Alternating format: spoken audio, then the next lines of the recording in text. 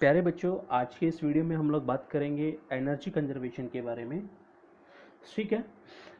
देखो, energy conservation हम लोगों को समझाता है या बताता है कि इस दुनिया में जितना भी एनर्जी है वो कंजर्व है, यानी कि जितना पहले था उतना ही एनर्जी आज है। ऐसा नहीं है कि कल एनर्जी कम था आज एनर्जी बढ़ गया, नहीं। इस यूनिवर्स का जो टोटल एनर्जी है, चाहे वो किसी भी फॉर्म के अंदर है, चाहे वो लाइट की फॉर्म के अंदर है, चाहे वो हीट की फॉर्म में है, चाहे वो केमिकल फॉर्म के अंदर है, किसी भी फॉर्म के अंदर है, साउंड के फॉर्म में है, वो टोटल एनर्जी हमारा क्या है, कांस्टेंट है। बस वो अपना फॉर्म चेंज कर रहा है। हो सकता है कि वो साउंड से लाइट में कन्वर्ट हो गया, लाइट से या फिर वो साउंड में कन्वर्ट हो गया, ऐसा हो सकता है, लेकिन ओवरऑल जो इसका सम देखेंगे वो क्या है, कांस्टेंट है। ठीक है ना। और ये बात हम लोग आज नहीं कह रहे, हम बहुत पहले से कहते आ रहे हैं। ठीक है ना। आप लोगों ने गीता में पढ़ा होगा कि आत्मा अमर है, ना ही उसे मारा जा सकता है, ना ही उसे पैदा किया जा सकता है। पढ़ा है आप लोगों ने? आत्मा अमर है, ना ही उसे मारा जा सकता है, ना ही उसे पैदा किया जा सकता है, बस वह एक शरीर को छोड़कर दूसरे शरीर को धारण कर लेती है। ऐसा हम लोगों ने बहुत बार पढ़ा है, बस उसी को हम लोग ट्रांसलेट करके लिख रहे हैं। आत्मा को मतलब एनर्जी, एनर्जी और आत्मा दोनों सेम है कि energy cannot be created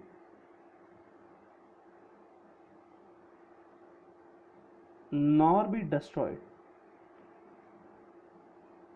यानी कि आत्मा ना तो पैदा की जा सकती है, ना ही मारी जा सकती है। Energy cannot be created nor be destroyed, but simply transfer या transform in one form to another form. ठीक है, फॉर्म ऑफ एनर्जी। क्लियर है बच्चों? ये हमारा बेसिक फंडा है हमारे एनर्जी कंजर्वेशन का, और इसको हम लोग प्रूव भी कर सकते हैं। यहाँ दो चीज़ें लेंगे, एक पोटेंशियल एनर्जी और काइनेटिक एनर्जी का हेल्प लेकर हम लोग इसको जस्टिफाई कर सकते हैं कि हमारा जो टोटल एनर्जी है वो हमारा कांस्टेंट रहता है, वो हमारा बदलता नहीं है। ठीक है। तो इसके लिए हम लोग क्या करें,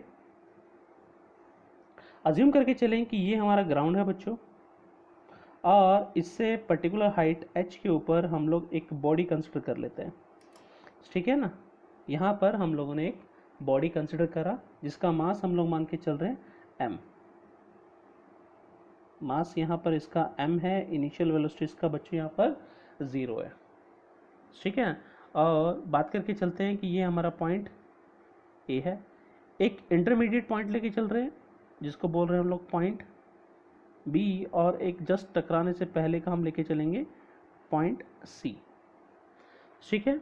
पॉइंट A की हम लोग बात करते हैं तो बॉडी यहाँ पर रेस्ट पे है। रेस्ट पे होने का मतलब यहाँ पर काइनेटिक एनर्जी क्या होगी बच्चों, 0 होगी। यहाँ पर काइनेटिक एनर्जी जो होगी वो 0 होगी, और जो पोटेंशियल एनर्जी है वो कितना होगा, mgh। हाँ कि ना। एट पॉइंट A की बात कर रहे हैं। ठीक है। तो बॉडी कहाँ पर है, रेस्ट पे है, body at rest, hence kinetic energy क्या होगी बच्चों, 0। पोटेंशियल एनर्जी यहाँ पर देखेंगे, हाइट की वजह से बच्चों ग्राउंड से हाइट कितना है, h। ठीक है ना। तो वो PE कितना हो गया हमारे पास, mgh। टोटल एनर्जी देखेंगे, टोटल एनर्जी को TE से लिखेंगे, वो क्या होगा, काइनेटिक एनर्जी प्लस में पोटेंशियल एनर्जी का सम होगा। ठीक है। टोटल एनर्जी यहाँ पर निकालते हैं तो काइनेटिक 0, पोटेंशियल mgh, यानी कि टोटल एनर्जी हमें जो मिल रहा है वो mgh मिल रहा है। बात समझ में आई आप लोगों को कि यहाँ पर पॉइंट A के ऊपर हम लोगों को क्या मिला, टोटल एनर्जी mgh मिला। अब क्या करा, इस बॉडी को हम लोगों ने रिलीज कर दिया। रिलीज करने के बाद वो नीचे की तरफ आ गई x डिस्टेंस। अब जैसे जैसे पहुंचेगी बॉडी तो यहाँ पर उसने वेलोसिटी अटेन कर लिया से v। कितना अटेन कर लिया, v, और ये वेलोसिटी यहाँ v है, निकाल सकते हैं। एट पॉइंट p की बात कर रहे हैं, एट पॉइंट b का हम लोग यहाँ पर बात कर रहे हैं। एट पॉइंट b के ऊपर velocity of the body at point b किसे निकालें, v square minus u square is equal to 2g। Distance कितना मूव कर गया, से x, u 0 है बच्चों, तो हो गया v square is equal to 2gx। ठीक है।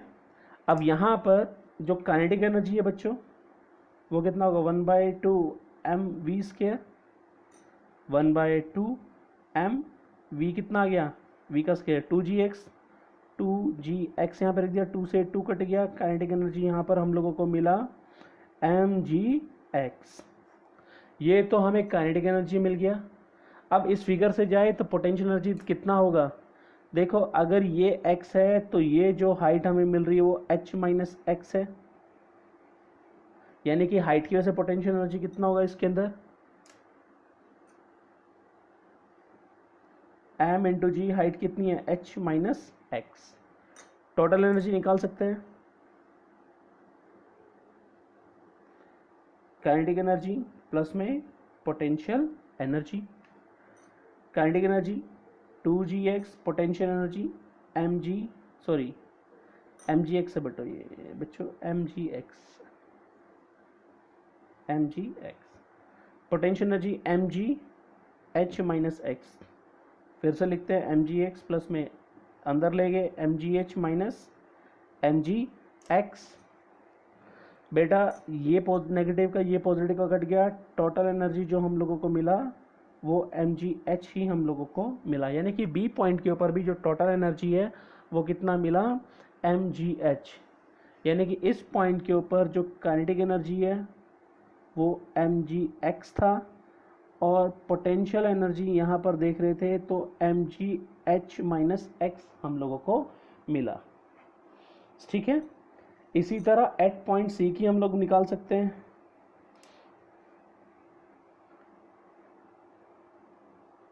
एट पॉइंट सी यानी कि बॉडी ऊपर से गिर के नीचे तक पहुंच गई, सही, यहाँ पर पहुंचते पहुंचते वेलोसिटी कितना हो गया, v डैश। तो from the equation of motion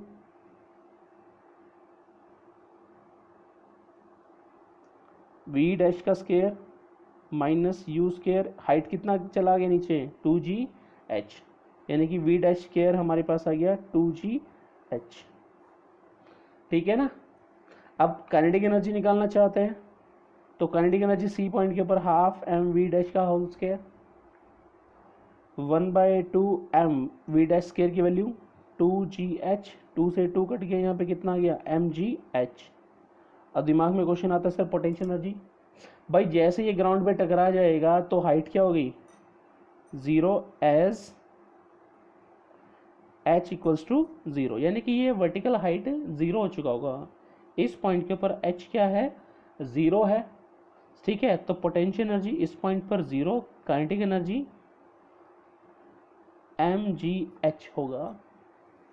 ठीक है। तो टोटल एनर्जी यहाँ पर हम लोग निकालते हैं, तो पोटेंशियल एनर्जी प्लस में काइनेटिक एनर्जी, तो यहाँ हमें जो मिलेगा पोटेंशियल 0, काइनेटिक mgh, यानी कि टोटल एनर्जी अगेन हमें क्या मिला, mgh हम लोगों को मिला प्यारे बच्चों।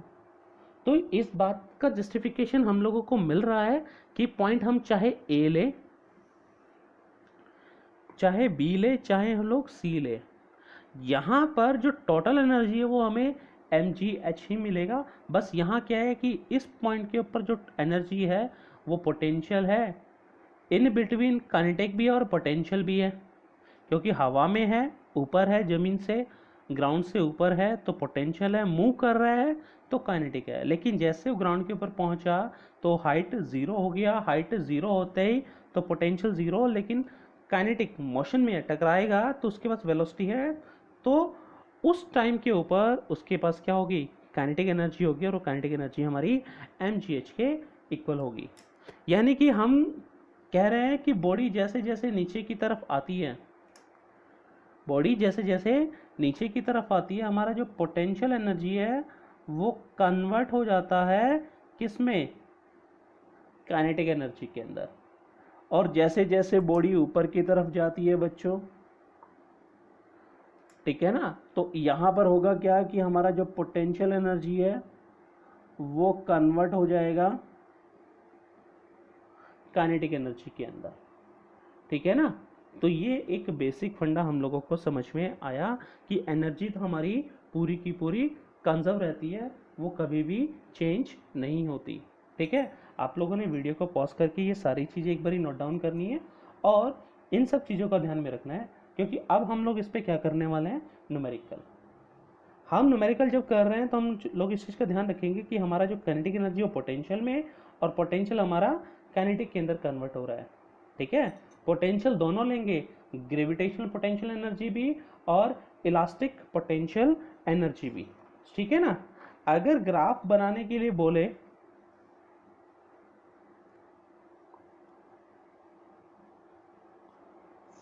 between the gravitational potential energy and kinetic energy, तो प्यारे बच्चों इसका जो ग्राफ बनेगा ना वो कुछ ऐसा बनेगा, ठीक है। ये है टोटल एनर्जी,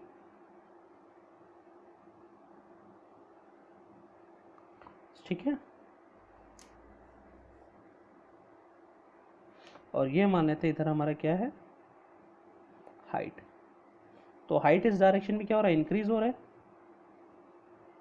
हाइट प्यारे बच्चों इस डायरेक्शन में क्या हो रहा है, इंक्रीज हो रहा है। तो यहाँ जैसे जैसे हाइट बढ़ेगी तो पोटेंशियल एनर्जी बढ़ेगी, और जैसे जैसे हाइट कम होगा पोटेंशियल एनर्जी कम होगा और काइनेटिक बढ़ेगा। यानी कि जब हाइट कम है तो काइनेटिक एनर्जी ज़्यादा। भाई यहाँ पर हम बात कर रहे हैं, अगर हाइट कम है तो काइनेटिक एनर्जी ज़्यादा होगी, और हाइट ज़्यादा है तो काइनेटिक एनर्जी कम होगी। सेम अगर हाइट ज़्यादा है तो पोटेंशियल एनर्जी ज़्यादा, हाइट अगर कम है तो पोटेंशियल एनर्जी कम है, ठीक है। बात समझ में आई? यानी कि पीछे जो भी हम लोग स्टडी कर कर आए हैं, जो हम लोग ये बना कर आए हैं, इसी के बिहाफ के ऊपर बात कर रहे हैं। क्योंकि जैसे जैसे हाइट बढ़ती है काइनेटिक एनर्जी यहाँ पर ज़ीरो हो जाती है, लेकिन पोटेंशियल एनर्जी मैक्सिमम रहती है, ठीक है। तो ग्राफ बनाते हैं सबसे पहले काइनेटिक एनर्जी का, कि हाइट कम तो काइनेटिक एनर्जी ज़्यादा, अगर हाइट बढ़ती है तो काइनेटिक एनर्जी कम हो जाती है। तो ये ग्राफ बनेगा इसका लीनियर। पोटेंशियल का क्या होगा कि जैसे जैसे हाइट बढ़ती जाएगी वैसे वैसे पोटेंशियल एनर्जी भी बढ़ती हुई चली जाएगी, ठीक है बच्चों। और हम लोग देखेंगे जो टोटल एनर्जी है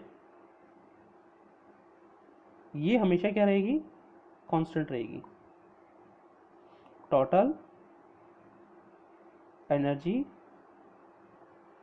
रिमेन्स कांस्टेंट। तो ये ग्राफ हमारे पास काइनेटिक एनर्जी के लिए था, ये ग्राफ हमारे पास पोटेंशियल एनर्जी के लिए, ठीक है। फंडा समझ में आया?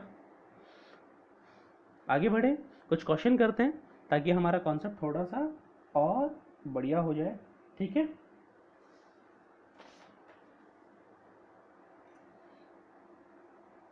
प्यारे बच्चों, आप लोगों को क्वेश्चन नजर आ रहा है स्क्रीन के ऊपर? देखो क्वेश्चन में क्या कहता है, एक ऑब्जेक्ट है बच्चों जिसको हमने ऊपर की तरफ फेंका है with the velocity of 20 metre per second. At what height will its kinetic energy and potential energy be equal, ठीक है ना। यानी कि हम लोग अज्यूम करके चलें कि ये हमारा बच्चों ग्राउंड है, और ग्राउंड से बॉडी को ऊपर की तरफ फेंका हम लोगों ने 20 मीटर पर सेकेंड के स्पीड से, ठीक है। बात समझ में आई? तो जब यहाँ से फेंका है ऊपर की तरफ, जब थ्रो करा तो यहाँ पर पोटेंशियल एनर्जी क्या थी, zero. Kinetic energy half m v square, यानी कि काइनेटिक एनर्जी हम लोग निकाल सकते हैं 1/2। मास नहीं दे रखा है, m इंटू में 20 का होल स्क्वायर, यानी कि 1/2 इंटू में m इंटू में 400, ठीक है। और इसको सॉल्व करने के बाद ये आ गया 200 चला गया, यानी कि 200 m। क्लियर है बात समझ में आई? यानी कि जो टोटल एनर्जी है वो पोटेंशियल एनर्जी प्लस में काइनेटिक एनर्जी रहेगा। पोटेंशियल 0, काइनेटिक एनर्जी 200 m आ गया। अब कह रहे हैं कि एक पर्टिकुलर हाइट हम लोग चूज कर ले कि यहाँ ये बॉडी पहुँच गई। बॉडी अभी भी जा रही है ऊपर की तरफ, लेकिन अभी 20 था, अब यहाँ हमें नहीं पता। जब यहाँ की बात कर रहे हैं तो मान लेते हैं ये हाइट कितना हो गया, h हो गया। कह रहा है इस पर्टिकुलर हाइट पर जाने के बाद देखा कि काइनेटिक एनर्जी और पोटेंशियल एनर्जी दोनों क्या हैं, equal. At height h kinetic energy and potential energy are equal. Equal होने का मतलब कि ये जो टोटल एनर्जी थी दोनों में इक्वली डिवाइड हो गई। दोनों में क्या हो गई, इक्वली डिवाइड हो गई। काइनेटिक एनर्जी भी 100 m हो गया और पोटेंशियल एनर्जी भी कितना हो गया, 100 m हो गया। और टोटल एनर्जी यहाँ पर इन दोनों का सम करने के बाद कितना आता है, 200 m आता है। अब पोटेंशियल एनर्जी की बात करते हैं हम लोग। 100 m और वो किसके इक्वल होता है, mgh के इक्वल होता है। प्यारे बच्चों m से तो m कट गया, 100 इज इक्वल टू g का वैल्यू 10 इंटू में h। अब 1 0 से 1 0 कट गया, यहाँ से सोल्व करने के बाद पता चल रहा है h कितना गया, 10 मीटर। तो अब हम अपना ऑप्शन चेक करते हैं, तो ऑप्शन हमारा बी यहाँ पर मैच करता है, यानी कि आंसर हमारा क्या होगा, बी होगा। ठीक है भाई, समझ में आया आप लोगों को? फंडा क्लियर हुआ? नेक्स्ट क्वेश्चन है हमारा, कह रहा है after firing A bullet of mass 8 ग्राम, यानी कि एक बुलेट है प्यारे बच्चों जिसका मास कितना दे रखा है, 8 ग्राम है हमारे पास। ये आगे की तरफ बढ़ती है with the speed of 4 metre per second. The kinetic energy gain by the bullet. सीधा सीधा क्वेश्चन है, काइनेटिक एनर्जी निकालनी है हम लोगों ने, हाफ mv², 1/2। मास कितना है बच्चों, मास 8 ग्राम है। ग्राम को कन्वर्ट कर सकते हैं 8 इंटू 10⁻³ kg, यानी कि 8 इंटू 10⁻³ kg इंटू में भी 4 का स्क्वायर 16 कट गया ये बच्चों, 4 पे चला गया, यानी कि आ गया 16 4 64 इंटू 10⁻³ जूल, यानी कि आ गया 64 मिली जूल। फंडा समझ में आया आप लोगों के? आगे बढ़े, नेक्स्ट क्वेश्चन पे बात करते हैं हम लोग।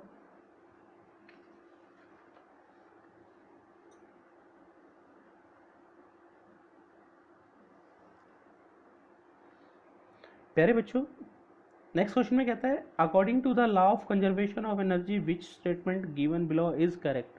नीचे हम लोगों को 4 स्टेटमेंट दे रखे हैं, हम लोगों ने इसमें से जस्टिफाई करना है कि हमारा एनर्जी कंजर्वेशन को लेकर कौन सा स्टेटमेंट बिल्कुल सही है।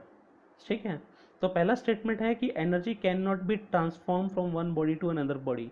नहीं, energy can be transform, energy जा सकती है एक शरीर से दूसरे शरीर में। वही आत्मा अमर है, ना ही इसे मारा जा सकता है ना ही इसे पैदा किया जा सकता है, लेकिन हाँ एक शरीर को छोड़कर वह दूसरे शरीर में जा सकती है। तो पहला स्टेटमेंट हमारा गलत हो गया। ठीक है, जा सकती है यहाँ मना कर रहा है। इट कैन बी क्रिएटेड और डिस्ट्रॉयड, भाई नहीं, एनर्जी को ना तो क्रिएट करा जा सकता ना ही डिस्ट्रॉय करा जा सकता है, बस वो फॉर्म बदल सकता है। तो दूसरा स्टेटमेंट भी क्या हो गया, गलत हो गया। कह रहे the total energy before and after the transformation is always remains constant. हाँ भाई, चाहे एनर्जी पहले चेक करो चाहे बाद में चेक करो, अभी प्रूव करके आए हम लोग, वो हमेशा क्या रहती है, कांस्टेंट रहती है। तो ये हमारा ऑप्शन करेक्ट हो गया। लेकिन इसको करेक्ट बोलने से पहले एक बार लास्ट वाला भी चेक कर ले।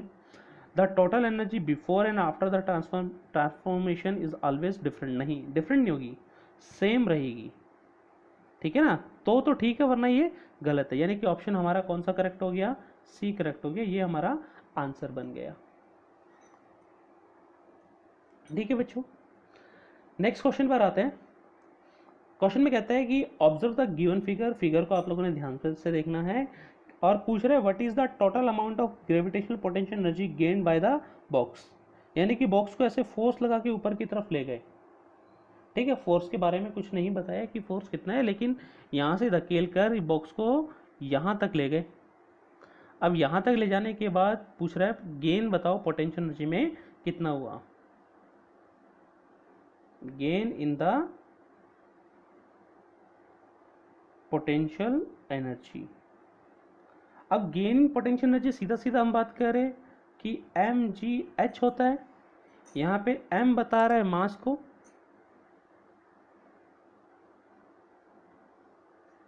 g एक्सेलरेशन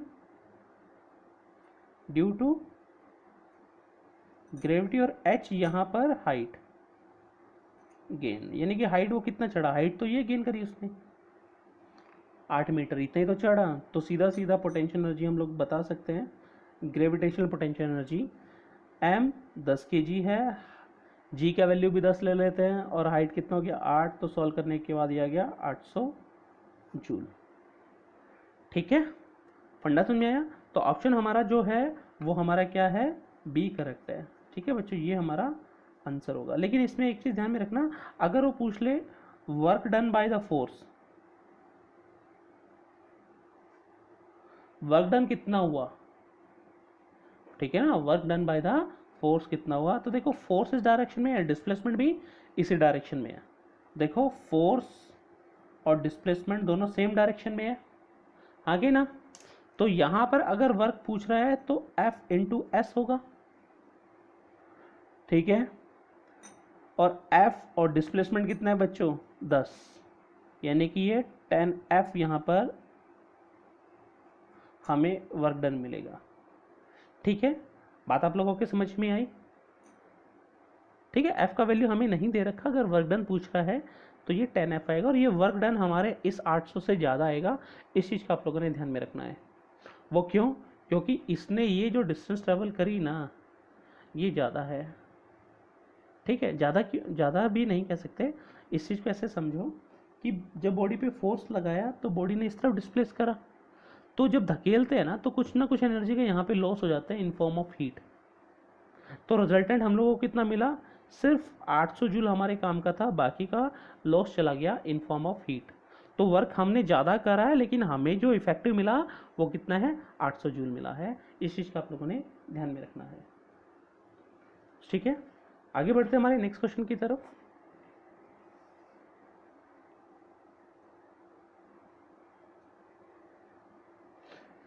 कह रहे एक स्प्रिंग है बच्चों, स्प्रिंग को हम लोगों ने अटैच करके रखा है एक बॉडी से जिसका मास कितना है 2 kg। ठीक है, अब स्प्रिंग को हम लोगों ने पीछे की तरफ कंप्रेस करा बाय 5 सेंटीमीटर, यानी कि 5 गुना 10 की पावर माइनस का 2 मीटर। ठीक है, then release the kinetic energy gain by the body will be, यानी कि जब इसको कंप्रेस करने के बाद जब रिलीज करेंगे, देखो पोटेंशियल एनर्जी स्टोर हो जाएगी कब, जब स्प्रिंग को हम लोगों ने कंप्रेस करा, तो potential energy stored in the body in the spring, और वो कितना होगा 1/2 kx स्क्वायर। हाँ कि ना, 1/2 k का वैल्यू बच्चों 1000 दे रखा है, स्प्रिंग कांस्टेंट k, और x कितना है 5 इंटू 10⁻² का होल स्क्वायर, यानी कि 1/2 इंटू में 1000 इंटू में 5 5 25 इंटू में 10⁻⁴। फंडा क्लियर हुआ, बात समझ में आई आप लोगों को। तो भाई 1 2 3 25/2 गुना 10 की पावर माइनस का 1, यानी कि 1.25 जूल हम लोगों को एनर्जी मिल जाएगा। फंडा समझ में आया। तो जब इसको स्प्रिंग को हम लोगों ने कंप्रेस करा बाय 5 सेंटीमीटर, तो हम लोगों ने देखा इसके अंदर जो एनर्जी स्टोर है वो कितना है 1.25 जूल। अब जैसे ही ये रिलीज करेंगे तो ये स्प्रिंग क्या करेगा कि सारी की सारी काइनेटिक एनर्जी किसको दे देगा, 2 kg की बॉडी को दे देगा from the energy conservation.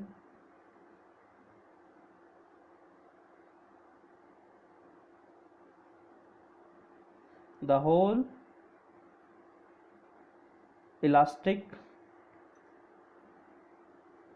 potential energy converted into kinetic energy. जब स्प्रिंग इसको ऐसे खुलेगा तो ये सारी एनर्जी किसको दे देगा, इस बॉडी को दे देगा, 2 kg की बॉडी को दे देगा, ठीक है ना।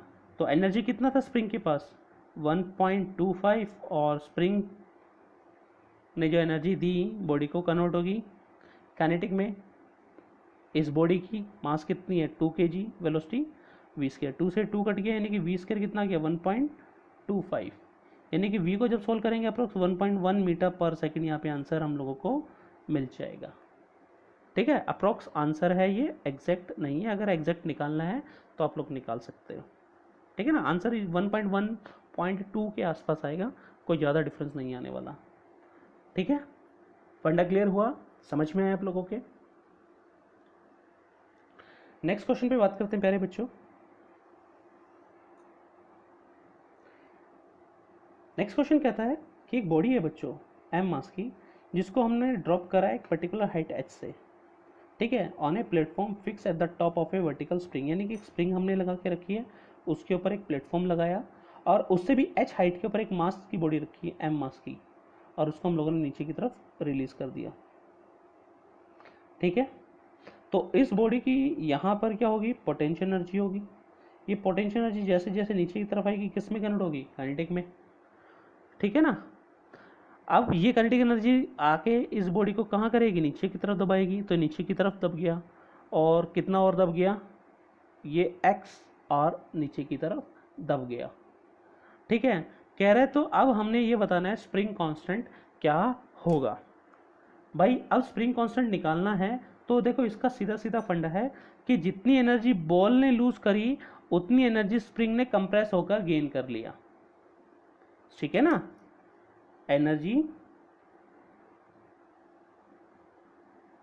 Loose by the ball on losing the height h plus x is equal to energy gained by the spring। भाई h प्लस हाइट क्यों ली, h प्लस x हाइट क्यों ली, क्योंकि देखो ये हाइट तो थी लेकिन जब कंप्रेस होगी तो इस बॉल की और पोटेंशियल एनर्जी x से डिक्रीज होगी। भाई बॉल आया था, बॉल आया, इतना तो आना ही था उसे, लेकिन इसके ऊपर बॉल गिरने के बाद ये x डिस्टेंस और नीचे चला गया, तो अब टोटल हाइट कितनी होगी, h प्लस एक्स, कितना हो गया, h प्लस एक्स, यहाँ पर टोटल हाइट जो डिप्रेस कर गया, यानी कि पोटेंशियल एनर्जी लूज कितना हो गया, is equal to spring energy ने जो गेन करा, तो ये कितना लूज करेगा, mg h प्लस एक्स, और ये कितना गेन करेगा, 1/2 k, डिप्रेस कितना हुआ, कंप्रेस कितनी हुई, x, तो x का होल स्क्वायर। तो प्यारे बच्चों देखो ये 2 इधर चला जाएगा, 2mg h plus x, k निकालना है तो ये x स्क्वायर से मल्टीप्लाई कर देंगे, ये हमारे पास k आ जाएगा, ठीक है। फंडा समझ में आया आप लोगों के। आप क्वेश्चन कीजिएगा, कोई डाउट कोई क्वेरी रहता है तो आप लोग मुझसे पूछिएगा, ठीक है ना। तब तक के लिए शुक्रिया, धन्यवाद।